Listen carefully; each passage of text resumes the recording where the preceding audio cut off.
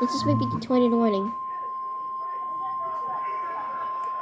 The National Weather Service in Norman has issued a tornado warning for southeastern Payne County and the tornado warning. until 6:45. These are only for Payne County, not only other counties. 20 p.m. Central Daylight Time, a severe thunderstorm capable of producing Not only for the other counties, just for Payne County. 35 miles an hour. Expected hazards include tornado and quarter-size hail. This is a radar-indicated threat rotation.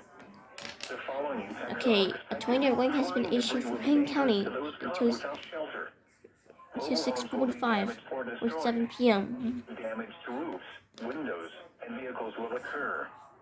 Tree damage is likely. Locations impacted include Cushing, Perkins, and Ripley. Take cover Three now. locations. Move to a storm shelter, safe room, or interior room on the lowest floor of a sturdy building. Work outdoors, in a mobile home, or in a vehicle. Move to the closest substantial shelter and protect yourself from flying debris.